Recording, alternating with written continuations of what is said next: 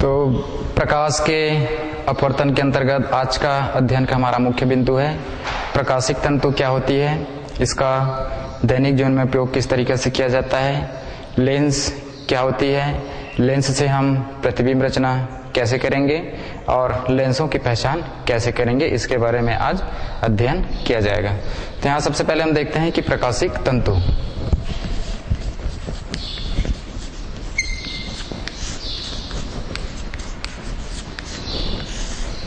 प्रकाशिक तंतु, हम जानते हैं कि प्रकाश किरणें जो होती है वह एक सरल रेखा में गमन करती है। यदि हम प्रकाश किरण के देखें तो निर्वात में एक सरल रेखा में गमन करती है।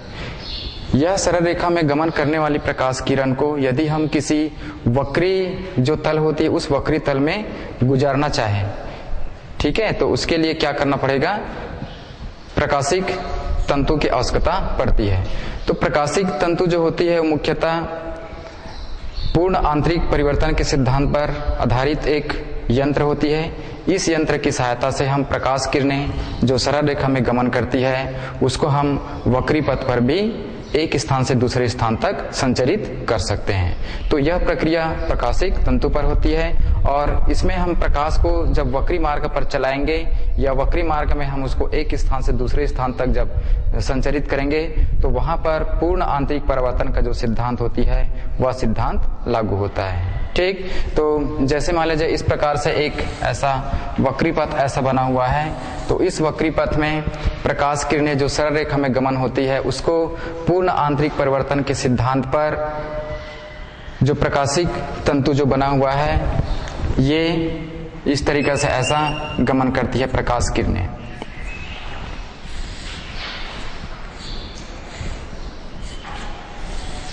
ये ऐसा, तो जो वक्री पथ होती है उस वक्री पथ में भी प्रकाश किरणें को प्रकाशिक तंतु की सहायता से चलाई जाती है। तो जब प्रकाशिक तंतु के माध्यम से प्रकाश किरणें को चलाई जाती है तो यहाँ पर प्रकाश की तीव्रता में कोई भी अंतर नहीं आती। प्रकाश की तीव्रता जितनी रहेगी इस मार्ग से गुजरने के बाद भी उसकी तीव्रता में कोई भी क्षति नहीं होती है। तो इस प्रकार के जो घटनाएं होती है उस घटनाएं को हम कहते हैं प्रकाशिक तंतु। तो इसका जो उपयोग होती है प्रकाशिक तंतु का वह मुख्यतः प्रकाश किरणें जो होती है या प्रकाश किरणें जो संचरित जिसको कराना रहता है उनको सिग्नलों के रूप में एक स्थान से दूसरे स्थान तक प्रसारित कर सकते हैं हम इस तंतु के माध्यम से। विद्युत सिग्नल को प्रकाश सिग्नल में बदल करके हम उसको एक स्थान से दूसरे स्थान तक प्रेषित कर सकते हैं या उसको अभिग्रहण भी कर सकते हैं। इसके अतिरिक्त मनुष्य के शरीर की जो आंतरिक जो भाग होती है उसकी परीक्षण करने के लिए भी प्रकाशिक तंतु की आवश्यकता पड़ती है, इसका उपयोग किया जा सकता है। इसके अतिरिक्त प्रकाशिक तंतु की और उपयोग है कि शरीर के अंदर जब लेजर किरणें प्रेषित की जाती है तो वहां पर प्रकाशिक तंतु की आवश्यकता पड़ती है। तो यह प्रकाशिक तंतु हमारे दैनिक जीवन के लिए भी महत्वपूर्ण स्थान रखती है और जो प्रकाश सिग्नल होती है उसको एक स्थान से दूसरे स्थान तक यदि संचरित करना है या उसको प्रसारित करना है तो चूंकि मार्ग जो है सरल रेखा ना होकर के वक्री भी हो सकती है, किसी भी आकृति की हो सकती है, तो यहाँ पर पूर्ण आंतरिक परिवर्तन के सिद्धांत पर आधारित उपकरण जिसको हम कहते हैं प्रकाशिक तंतु उसका उपयोग करते हुए प्रकाश सिग्नल को एक स्थान से दूसरे स्थान तक प्रसारित की जा सकती है। तो ये था प्रकाशिक तंतु के बारे में। आगे लेंस के बारे में यहाँ पे देखते हैं।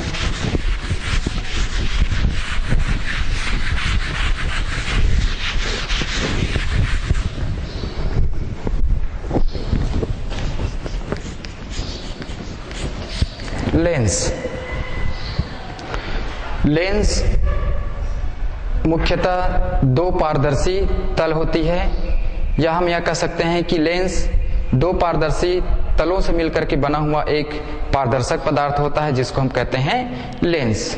ठीक है, तो लेंस को यदि हम वर्गीकृत करें या उसको बांटना चाहें तो लेंस को मुख्यतः दो वर्गों में वर्गीकृत किया जा सकता है। पहला हम ले सकते हैं, लेंस की परिभाषा क्लियर हो गई यहाँ पर, पारदर्शी माध्यम। पारदर्शी माध्यम होती है जिसमें दो तल होता है,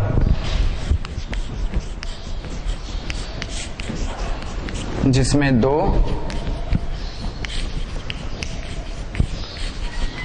तल होती है उसको हम कहते हैं लेंस।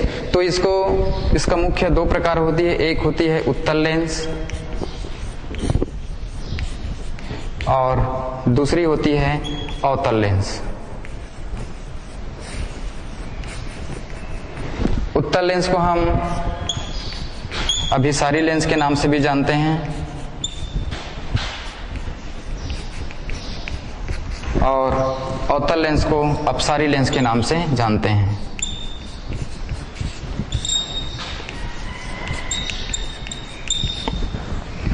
यहाँ पर उत्तल लेंस के भी अलग अलग प्रकार हो सकती है। जैसे पहला प्रकार इसका है, यदि हम लें उत्तल लेंस की, तो एक होता है उभय उत्तल लेंस।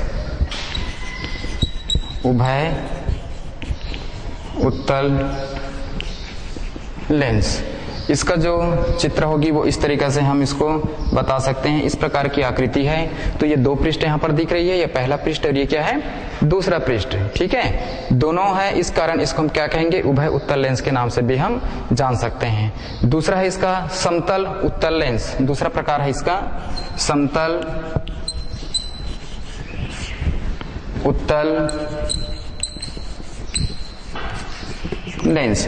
और समतल उत्तल लेंस की जो चित्र में यदि इसको हम समझाना चाहें तो ये एक समतल तल है और यहाँ पर यदि हम इस तरीके से ऐसा बना दें तो ये जो तल कहलाएगी वो क्या कहलाएगी, उत्तल तल कहलाएगी। ठीक है, तो समतल उत्तल के लिए चित्र इस तरीके से बना सकते हैं। और तीसरा जो इसकी जो प्रकार होती है वो है अवतल उत्तल।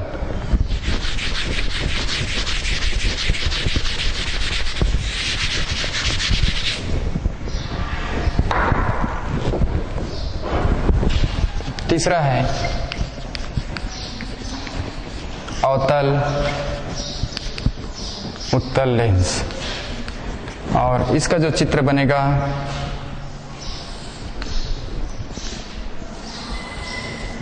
इस तरीके से रहती है। तो हम उत्तल लेंस को और तीन भागों में बांट दिए, उभय उत्तल लेंस, समतल उत्तल लेंस और अवतल उत्तल लेंस। ठीक इसी तरीके से जो अवतल लेंस होती है उसको भी हम तीन भागों में बांट सकते हैं।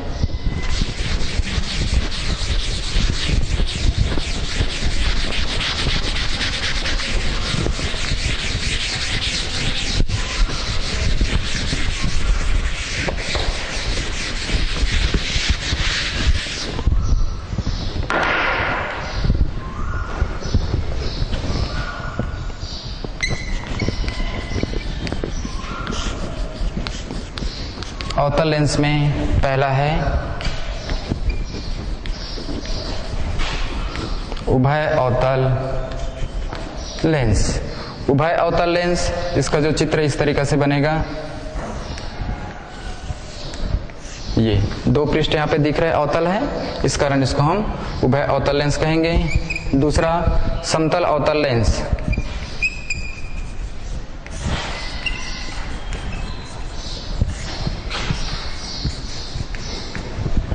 समतल, इसमें इसका चित्र जो है इस तरीके से हम बना सकते हैं।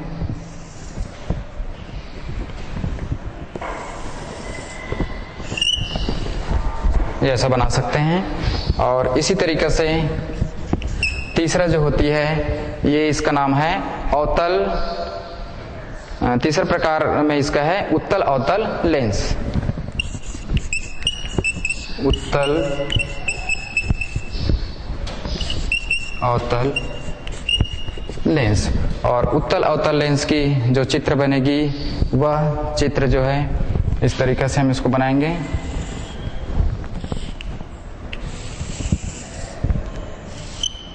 यस, तो इस तरीके से हम लेंस को, जो मुख्य रूप से उत्तल लेंस और अवतल लेंस होती है, उसको और अलग अलग भागों में यहाँ पर बांट करके सभी का नामकरण यहाँ पे समझाया है। ठीक है, इसके आगे हम चलते हैं कि लेंस से संबंधित और क्या क्या परिभाषाएं हो सकती है।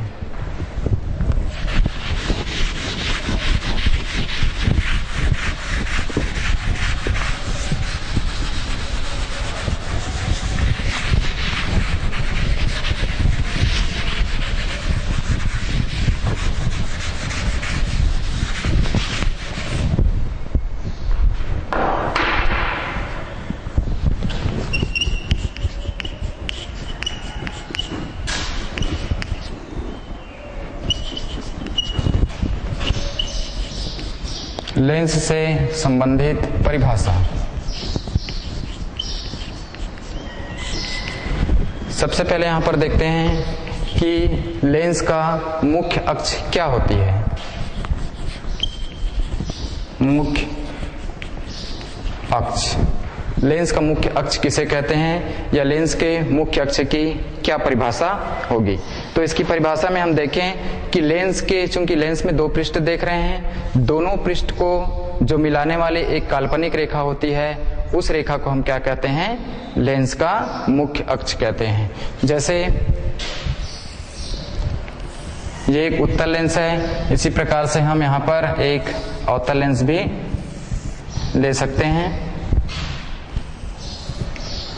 ये दोनों पृष्ठ को बांटने वाली एक रेखा, तो यहाँ पर दोनों पृष्ठ को यदि मिलाने वाली रेखा इस तरीके से है, तो इस रेखा को हम क्या कहेंगे, मुख्य अक्ष कहेंगे।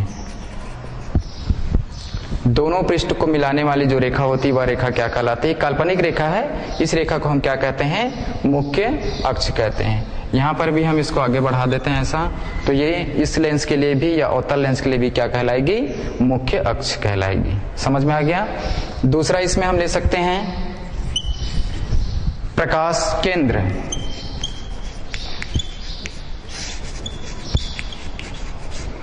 प्रकाश केंद्र, मुख्य अक्ष पर स्थित वह बिंदु, मुख्य अक्ष पर स्थित वह बिंदु जिससे होकर के गुजरने वाली प्रकाश किरण निर्गत होने के बाद आपतित प्रकाश की दिशा में क्या हो जाती है, निकल जाती है या उसी दिशा में परावर्तित हो जाती है, तो उस बिंदु को हम क्या कहते हैं, उस लेंस का प्रकाश केंद्र कहते हैं। जैसे इसी चित्र में हम देख सकते हैं कि ये जो बिंदु है, इस बिंदु को हम प्रकाश केंद्र कहेंगे, जो मुख्य अक्ष पर लेंस के मध्य में स्थित है।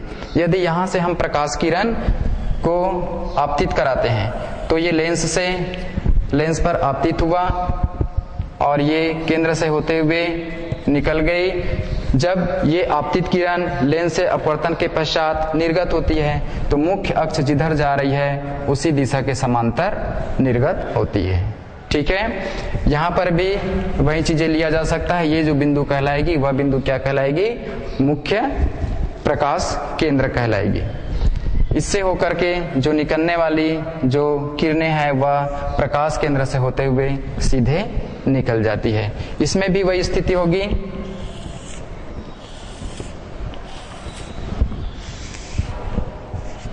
सीधा यदि प्रकाश किरणें केंद्र से होते हुए निकल जाती है, तो इस तरीके से हम मुख्य अक्ष और प्रकाश केंद्र को परिभाषित कर सकते हैं। समझ में आया।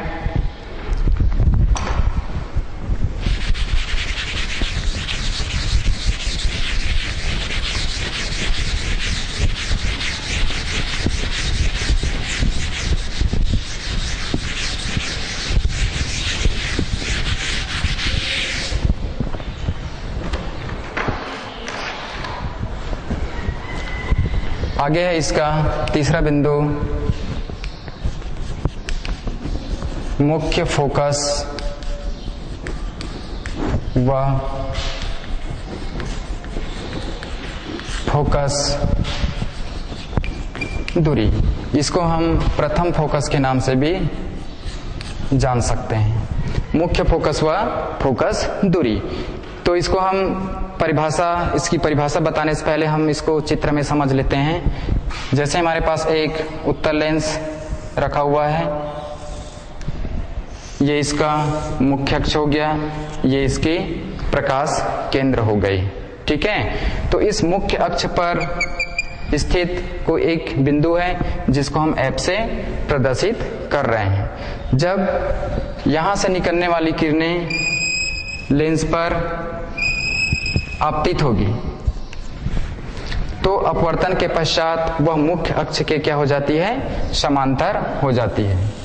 ये मुख्य अक्ष है तो इसके समांतर निर्गत हो रही है। इस पृष्ठ से भी ले लेते हैं, ये मुख्य अक्ष के समांतर निर्गत हो रही है। तो यहां पर हम इसकी परिभाषा क्या देंगे मुख्य फोकस की, कि प्रकाश लेंस की मुख्य अक्ष पर स्थित वह बिंदु जहां से निकलने वाली प्रकाश किरण लेंस से अपवर्तन के पश्चात मुख्य अक्ष के समांतर हो जाती है, तो उस बिंदु को हम क्या कहते हैं, इस लेंस के लिए या उत्तल लेंस के लिए उसकी प्रथम फोकस या मुख्य फोकस कहेंगे। लेंस के केंद्र से यदि इसकी हम दूरी देखें तो ये दूरी जो होगी इसको हम एफ से प्रदर्शित करेंगे, तो यह दूरी को हम क्या कहेंगे, उसकी फोकस दूरी कहेंगे। चूंकि ये जो दूरी है वो प्रकाश किरण के विपरीत जा रही है, इसलिए इसका जो मान रहेगा वो ऋणात्मक रहेगी। ठीक है, सेम यही प्रक्रिया अवतल लेंस के लिए भी होती है।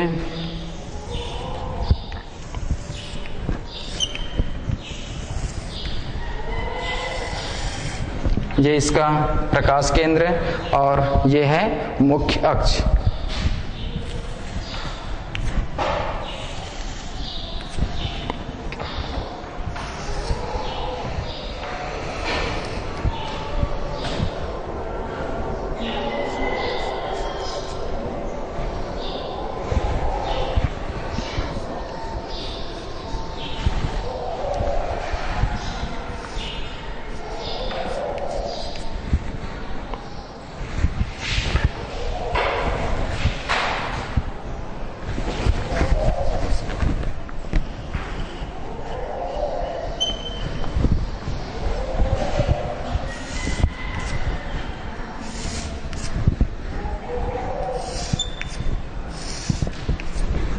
ये बिंदु कहलाएगी मुख्य फोकस F, और यहां से यहां तक की इसकी दूरी देखें तो इसको हम कहेंगे फोकस दूरी F1।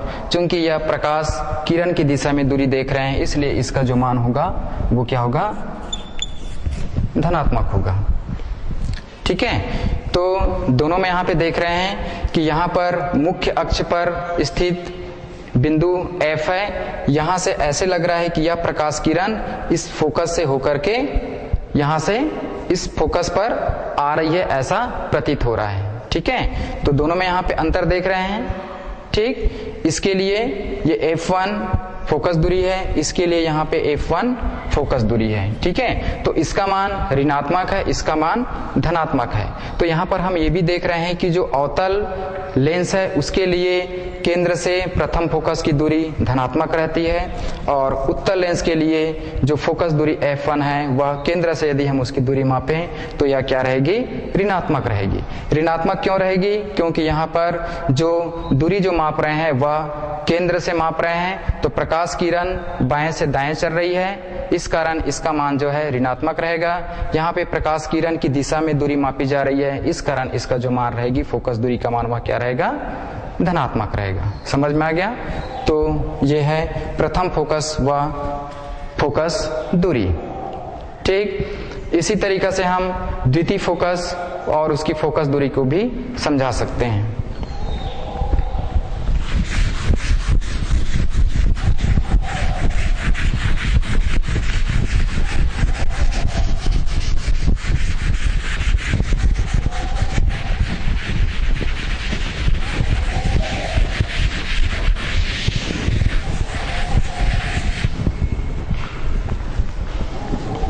अगला बिंदु यहां पर लेते हैं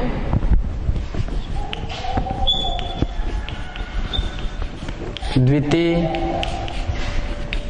फोकस व फोकस दूरी।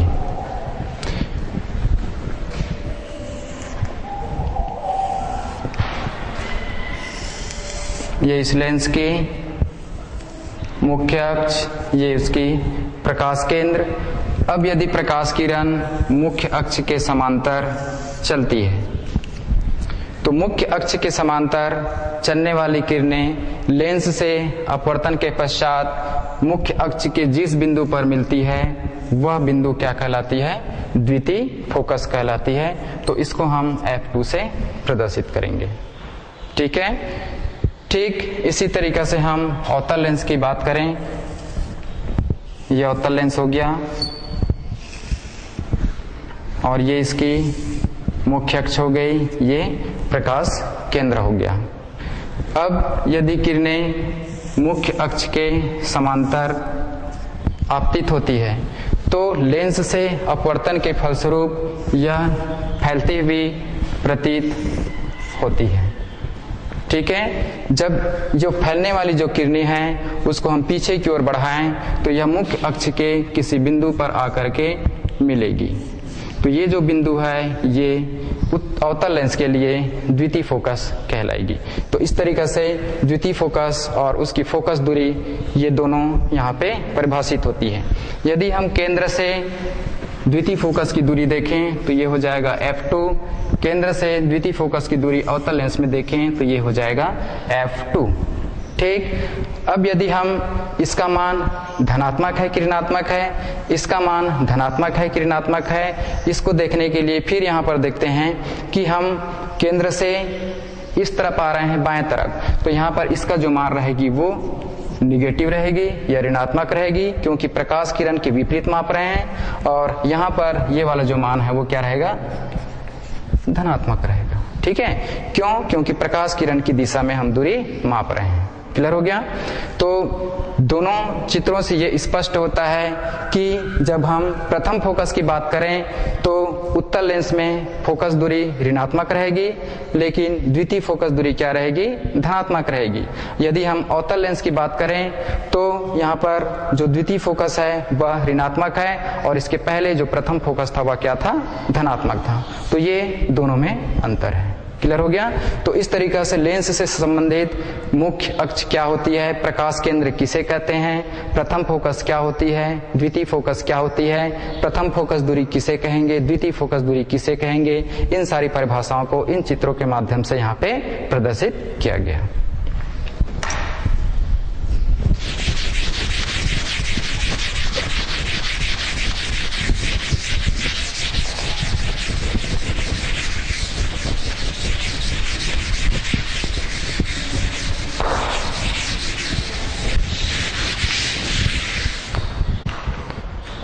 आगे हम देखते हैं लेंसों से प्रतिबिंब कैसे प्राप्त करेंगे। तो लेंसों में प्रतिबिंब रचना के नियम।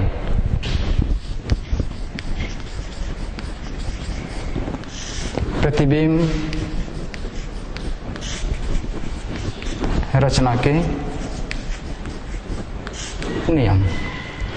लेंस के द्वारा जब प्रतिबिंब प्राप्त की जाती है तो कुछ नियम होती है, मुख्य रूप से 3 नियम होती है। उसी 3 नियम के आधार पर उत्तल लेंस और अवतल लेंस में प्रतिबिंब का निर्माण होता है। तो सबसे पहले हम ये देखते हैं कि जब प्रकाश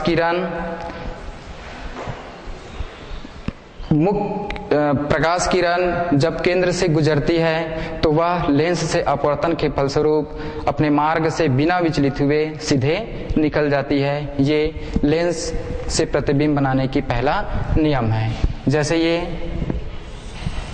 उत्तल लेंस, ये इसका मुख्य अक्ष, ये प्रकाश केंद्र। तो पहला नियम ये कहता है कि प्रकाश केंद्र से होकर आने वाली किरणें लेंस से अपवर्तन के पश्चात अपने मार्ग पर बिना विचलित हुए सीधे निकल जाती है। ये प्रतिबिंब रचना का पहला नियम है। ठीक इसी तरीके से हम दूसरा नियम में ले सकते हैं कि जैसे हमारे पास एक उत्तल लेंस है, ये इसका मुख्य अक्ष हो गया और ये प्रकाश केंद्र हो गई। जब प्रकाश किरणें मुख्य अक्ष के समांतर आपतित होती है तो मुख्य अक्ष के समांतर आपतित होने वाली किरणें लेंस से अपवर्तन के फलस्वरूप इसके फोकस से होते हुए सीधे निकल जाती है, तो इसको हम कहेंगे फोकस। ठीक है। तीसरा नियम ये कहता है कि जब प्रकाश किरण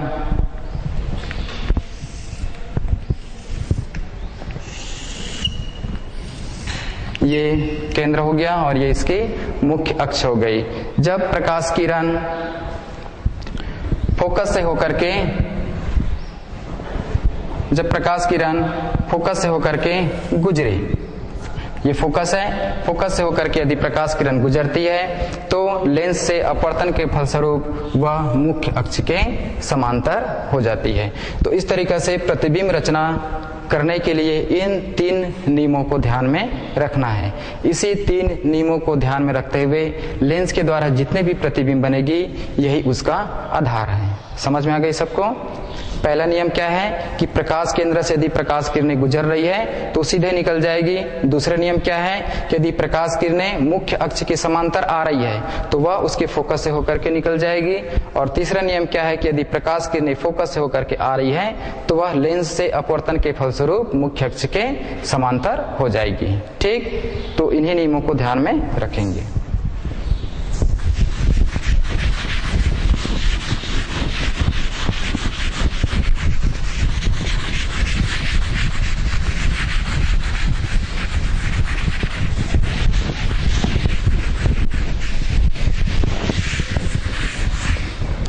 प्रतिबिंब रचना के नियम देखने के बाद हम चलते हैं कि अवतल लेंस के द्वारा प्रतिबिंब कैसे बनती है।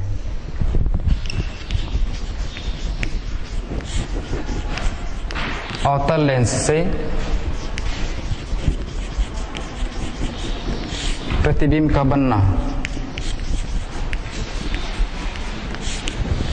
अवतल लेंस से प्रतिबिंब का बनना। अवतल लेंस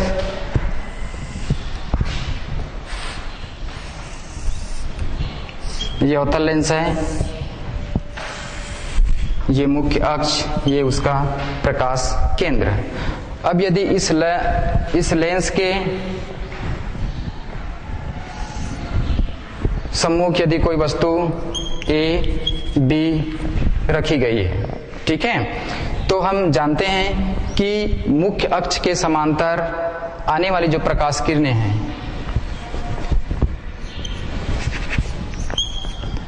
ये मुख्य अक्ष के समांतर आने वाली प्रकाश किरणें अपवर्तन के फलस्वरूप लेंस से अपवर्तन के फलस्वरूप उसके फोकस से होकर के क्या होती है, गुजरती है। ठीक है, लेकिन यहां पर क्या है, अवतल लेंस है और हम जानते हैं कि जब अवतल लेंस में प्रकाश किरणें मुख्य अक्ष के समांतर आती है तो वह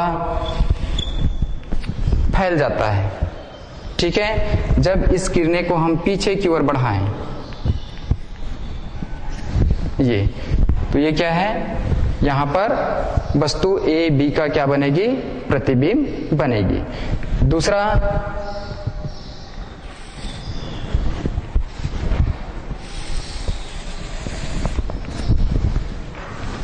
केंद्र से होकर के निकल रही है प्रकाश किरणें। ठीक है, तो दूसरा नियम हम देख रहे थे कि यदि प्रकाश किरणें लेंस के केंद्र से गुजरती है तो वह सीधे निकल जाती है। तो यहां पर ये फोकस है, यहां पर पहला वाला प्रकाश किरण जिसको हम पीछे की ओर बढ़ाए हैं, दूसरा वाला प्रकाश किरण है ना, इस बिंदु को कट कर रही है, तो यहां पर ए बी का प्रतिबिंब बी डैश ए डैश प्राप्त होती है।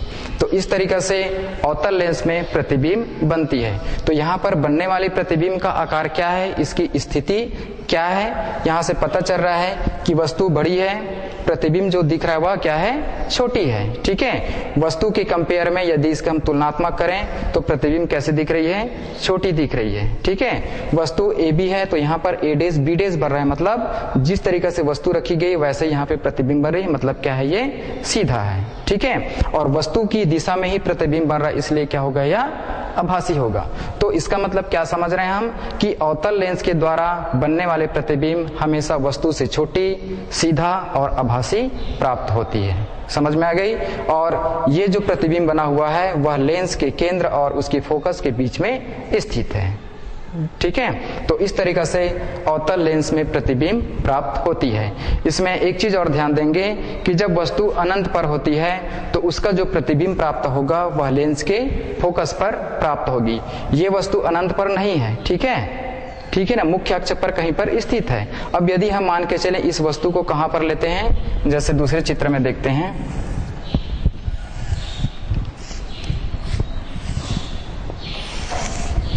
ये वस्तु इधर कहीं है अनंत पर, तो ये प्रकाश किरण मुख्य अक्ष के समांतर आई, लेंस से अपवर्तन के बाद इधर फैल गया। फैलने वाली किरणें को यदि हम पीछे की ओर बढ़ाते हैं तो ये कहां पे बन रहा है, फोकस पर आ रही है, फोकस पर आती हुई प्रतीत हो रही है। दूसरे प्रकाश किरण इसके केंद्र से होते हुए इधर से जाएगी और केंद्र से होते हुए जाएगी और ये सीधे निकल जाएगा। तो यहाँ पर ये जो प्रतिबिंब बनेगी, एक्चुअली में ये ऐसा होगा, ऐसा ये, तो यहाँ पर प्रतिबिंब बनेगा। तो ये जो प्रतिबिंब बनेगा वो इस प्रकार की नहीं रहेगी, यहीं पर बनेगा, मतलब बिंदु आकार का बनेगा। तो इसको हम चित्र को और थोड़ा सा सुधारने की कोशिश करें।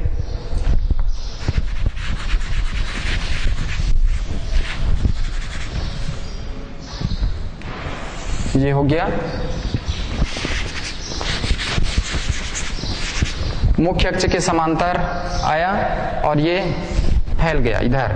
फिर किरणें इधर से ऐसा जाएगा, केंद्र से होते निकलेगी। तो इसको यदि हम इस तरफ यदि हम पीछे की ओर ऐसा बढ़ाते हैं तो यहाँ पर इसके फोकस में ये कहीं ना कहीं आकर के क्या करेगी, टकराएगी। तो कहने का अर्थ यह है कि जब प्रकाश किरणें अनंत से आती है, यानी कि वस्तु जो है अनंत पर होती है, तो ये जो बनने वाली जो प्रतिबिंब यहाँ पर ए डैश बी डैश जो देख रहे हैं वो कहाँ पर प्राप्त होगी, उसके फोकस पर प्राप्त होगी, बिंदु आकार की प्राप्त होगी, सीधी होगी और क्या रहेगी, आभासी रहेगी। समझ में आ गया? तो इस तरीके से हम दोनों स्थितियों में वस्तु कहाँ पर रखी गई, अनंत से है, अनंत पर है या मुख्य अक्ष पर कहीं पर स्थित है, दोनों स्थितियों में हम प्रतिबिंब रचना कर सकते हैं। ठीक है, आगे हम देखेंगे कि उत्तल लेंस से प्रतिबिंब कैसे प्राप्त करेंगे।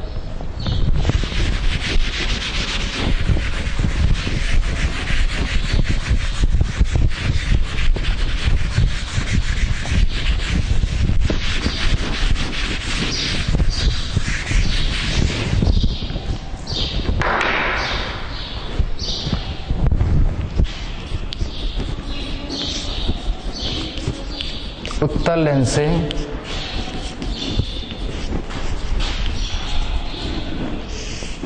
प्रतिबिंब का बनना।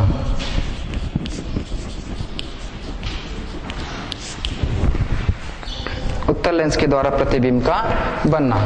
तो उत्तल लेंस के द्वारा प्रतिबिंब बनाने के लिए जो प्रतिबिंब रचना के जो नियम देखे थे, उसी नियम को यहाँ पर आधार बनाएंगे। तो हम देखेंगे कि जब उत्तल लेंस के द्वारा जो प्रतिबिंब बनती है वह प्रतिबिंब आभासी हो सकती है, वास्तविक भी हो सकती है, वस्तु से उल्टी भी हो सकती है और वस्तु से बड़ी भी हो सकती है, सीधी भी हो सकती है। तो अलग वस्तु की स्थिति के आधार पर यहाँ पे प्रतिबिंब का निर्माण होती है। ठीक है, तो सबसे पहले अब यहाँ पे ले सकते हैं कि यदि वस्तु प्रकाश केंद्र और फोकस के बीच में स्थित हो। पहला वाला स्थिति है जब वस्तु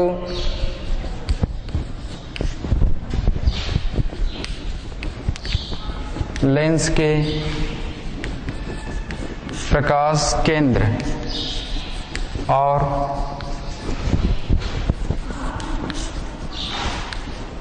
फोकस के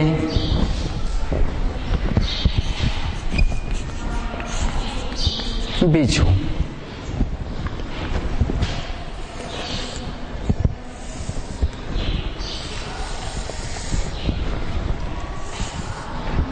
ये प्रकाश केंद्र हो गया, ये फोकस हो गई। अब वस्तु को हम कहां पे रख रहे हैं, प्रकाश केंद्र और फोकस के बीच। ये प्रकाश केंद्र है, ये फोकस है, वस्तु की स्थिति यहां पर होती है ए और ये बी। शीर्ष से चलने वाली प्रकाश किरणें मुख्य अक्ष के समांतर लेंस पर आपतित होती है और आपतित होने के फलस्वरूप यह द्वितीय फोकस तल से होते हुए सीधे निकल जाती है।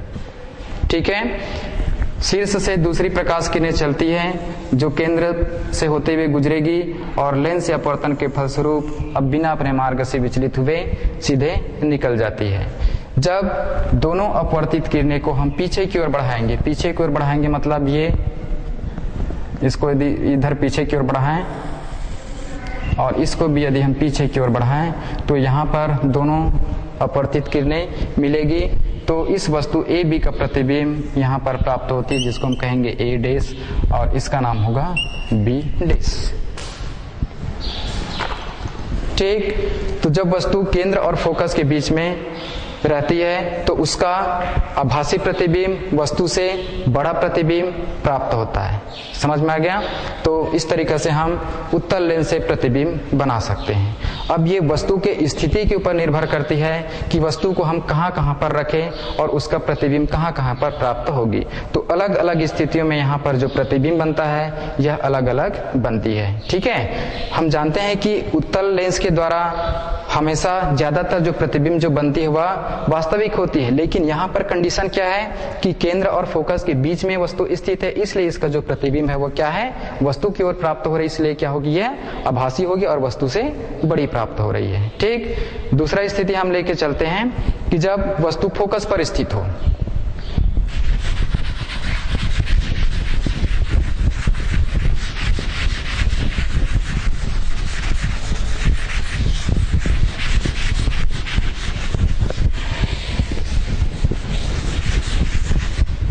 दूसरा ले लेते हैं जब वस्तु फोकस पर हो।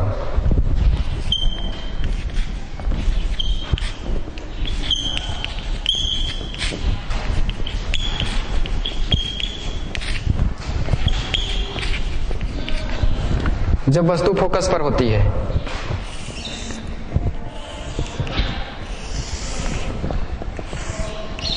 ये केंद्र हो गया, ये फोकस हो गई। वस्तु को हम कहां पे रख रहे हैं,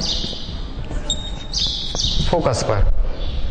ठीक है, मुख्य अक्ष के समांतर निकली, लेंस या अपवर्तन के पश्चात इसके फोकस से होकर के गुजर गया और दूसरा यहां पर केंद्र से होते हुए सीधे निकल गया। तो यहां पर जो प्रतिबिंब बन रहा है, ठीक है, प्रतिबिंब कहां पर प्राप्त होगी, अनंत पर प्राप्त होगी। ये इधर कहीं पे दिख रहा है, दोनों किरणें कहीं पे मिल रही है, नहीं मिल रही है। यदि हम इसको पीछे की ओर भी बढ़ाएं इधर, तो भी ये किरणें कहीं पर नहीं मिलेगी।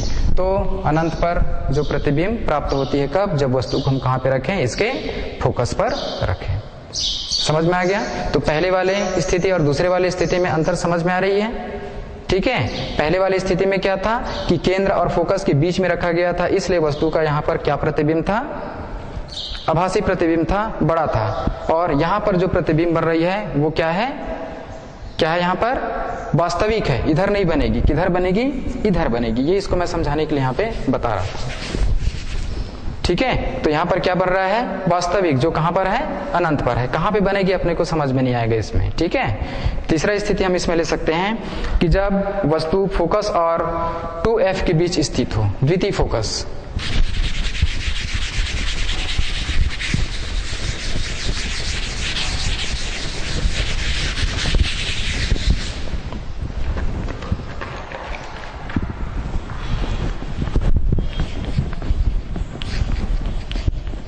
जब वस्तु फोकस और 2f के बीच हो, प्रथम फोकस, द्वितीय फोकस। 2f का मतलब क्या है, द्वितीय फोकस है।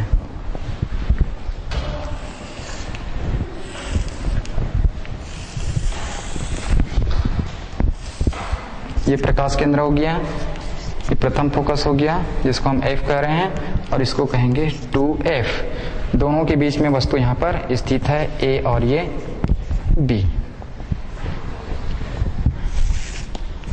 लेंस से अपवर्तन के पश्चात इसके प्रथम फोकस से होते हुए निकलेगी और दूसरा जो है यहाँ पर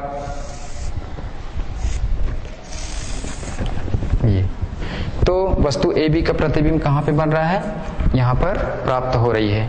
और ये क्या चीज है, f और 2f के बीच में प्राप्त होती है। यहाँ पर ये f है और ये होगी कितना, 2f। तो ये a डैश और ये बनेगा b डैश। तो ये कैसा प्रतिबिंब है, वास्तविक।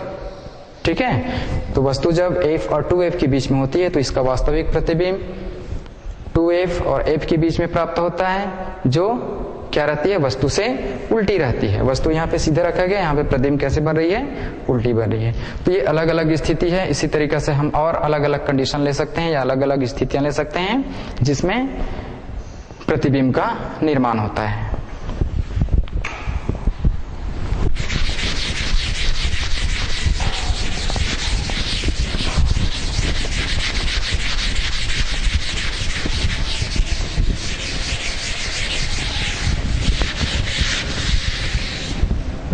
अब हम देखते हैं लेंसों में जो चिन्ह का जो उपयोग करते हैं दूरी नापने के लिए, वो किस तरीके से किया जाएगा।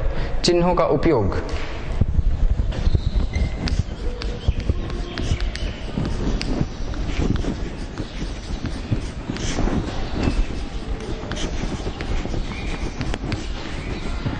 लेंसों में चिन्हों का उपयोग।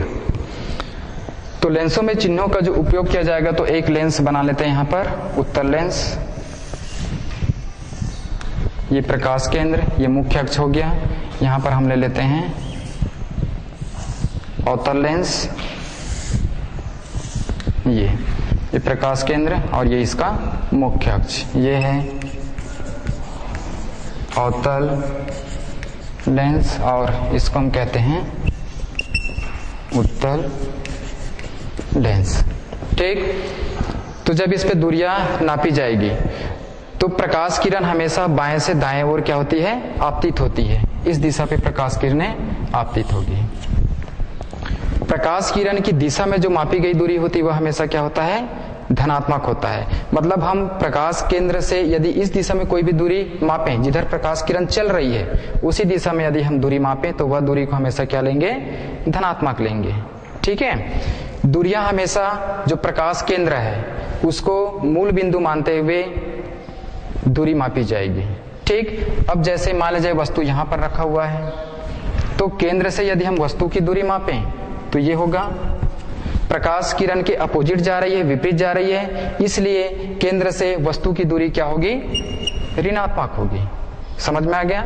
यदि हम इस दिशा पे मापे, मान लीजिए प्रतिबिंब यहाँ पे प्राप्त हो रही है, तो केंद्र से जो प्रतिबिंब की दूरी होगी, जिसको हम v से प्रदर्शित करते हैं, इसको हम u से प्रदर्शित करते हैं। ठीक है, तो ये वाला दूरी हमेशा क्या रहेगा, धनात्मक रहेगा।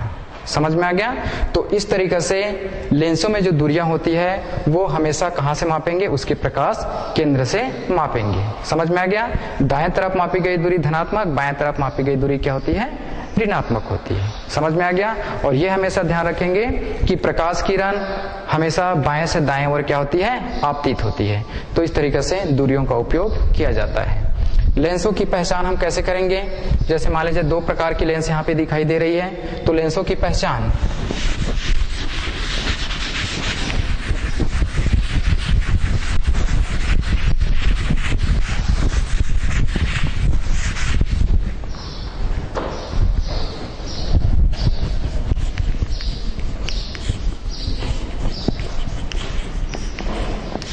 लेंसों की पहचान करना, उत्तल लेंस और अवतल लेंस की पहचान हम कैसे करेंगे।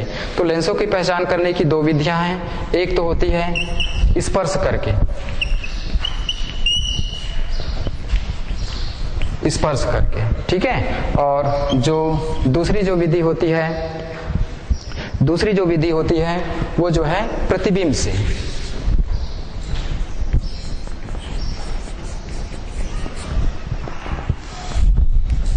प्रतिबिंब से तो हम स्पर्श करके लेंस को कैसे पहचानेंगे, जैसे लेंस दिया रहेगा उसको हम अपने हाथ से पकड़ेंगे, जब यदि वह बीच से मोटी यदि अपने को महसूस हो और उसके किनारे से क्या हो, पतली महसूस हो, तो हम क्या कहेंगे, वह उत्तल लेंस है। उत्तल लेंस आकृति इस तरीके से रहती है, बीच से क्या है, मोटा है, उभरा हुआ है, और ये जो किनारे जो बॉर्डर है वो क्या है, पतली है। तो हम छू करके बता सकते हैं कि यह उत्तल लेंस है। ठीक है। अवतल लेंस की स्थिति में क्या रहती है, उसकी चित्र इस तरीके से बनता है, अर्थात इसका मतलब क्या है, बीच से वह पतली है ना, और किनारे से क्या है, मोटी है। तो ये छू करके हम बता सकते हैं कि कौन सा उत्तल लेंस और कौन सा अवतल लेंस है। प्रतिबिंब के द्वारा हम कैसे बताएंगे कि यदि लेंस को हम पुस्तक के ऊपर रखें और इसको क्रमशः धीरे धीरे क्या करें, ऊपर उठाते जाएं, तो वहां पर यदि अक्षर जो है बड़ी दिखाई देगी, यदि हम लेंस को ऐसा रख करके यदि ऊपर उठाते हैं, ठीक है ना, तो अक्षर यदि बड़ी दिखाई देती है तो वह क्या होगा, उत्तल लेंस होगा, और यदि छोटी दिखाई देती है तो वह क्या होगी, अवतल लेंस होगी। तो इस तरीके से हम प्रतिबिंब के माध्यम से भी लेंसों को क्या कर सकते हैं, पहचान सकते हैं। ठीक है। इसका उपयोग कहाँ पर कर सकते हैं लेंसों का, तो लेंसों का उपयोग जनरली जो प्रकाशिक यंत्र होती है, जैसे कैमरा हो गया, सूक्ष्मदर्शी हो गया और दूरदर्शी हो गया, इन यंत्रों में किया जाता है। रीडिंग लेंस के रूप में कर सकते हैं, जैसे प्रयोगशाला में छोटी छोटी जो लाइनें रहती है ना, यदि मिलीमीटर सेंटीमीटर में मान यदि किसी चीज का ज्ञात करना है तो उसको हम रीडिंग लेंस की सहायता से पढ़ सकते हैं। ठीक है। इस तरीके से हम लेंसों का उपयोग करते हैं। घड़ी जो मैकेनिक होती है, चूंकि हम जानते हैं कि घड़ी के छोटे छोटे उसकी नट बोल्ट होती है, स्क्रू होती है, तो उनको पकड़ने के लिए, उनको देखने के लिए लेंस का उपयोग करते हैं। तो अलग अलग जगहों पे इन्हीं उत्तल और अवतल लेंसों का उपयोग किया जाता है। समझ में आ गया? दृष्टि दोष को दूर करने के लिए भी इन लेंसों का उपयोग करते हैं। जैसे आंख में चश्मा लगता है कमजोर हो जाने से, तो वहां पर अवतल लेंस और उत्तल लेंस दोनों प्रकार के लेंसों का उपयोग किया जा सकता है। ठीक है, तो ये लेंसों के अलग अलग उपयोग हैं। तो इस तरीके से आज का जो हमारा जो मुख्य बिंदु था कि प्रकाशिक तंतु क्या होती है, लेंस क्या होता है, लेंस में प्रतिबिंब कैसे बनती है, लेंसों का पहचान कैसे करेंगे और उसका उपयोग कहाँ कहाँ पर किया जाएगा, इन सारे बिंदुओं के बारे में आज अध्ययन किया गया है। ठीक, थैंक्स।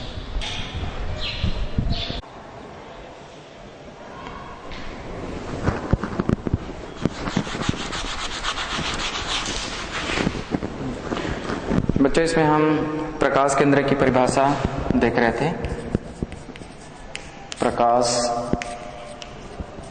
केंद्र, इसकी परिभाषा बताते समय उस परिभाषा में त्रुटि हुआ है, तो इसको हम यहाँ पे लिखेंगे। जैसे यहाँ पे इसका प्रकाश केंद्र के लिए यहाँ पे एक चित्र बनाते हैं। ये एक लेंस है, ये इसकी मुख्य अक्ष हो गई, और इस मुख्य अक्ष पर एक बिंदु है जिसको कहेंगे O। प्रकाश किरण ये आपतित हुआ, ये अपवर्तित हो गई, और ये क्या हो गई, निर्गत हो गई। तो यहाँ पर ये जो बिंदु O दिख रहा है, इसको हम कहेंगे प्रकाश केंद्र। तो इसकी परिभाषा बताते समय त्रुटि किया था।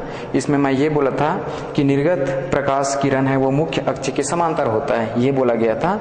उसमें सुधार करके यहाँ पर परिभाषा ये हो जाएगी कि लेंस के मुख्य अक्ष पर स्थित बिंदु जो लेंस के मध्य में स्थित है, प्रकाश किरण जब उससे होकर के गुजरती है तो निर्गत प्रकाश किरण की जो दिशा होगी वह आपतित प्रकाश किरण के समांतर हो जाता है। ये यहाँ पर सुधार करना है। ये जो निर्गत किरण है वह आपतित किरण के क्या दिख रही है, समांतर दिख रही है। यहाँ पर ये सुधार करके इस परिभाषा को इस तरीके से देखेंगे। Thank you.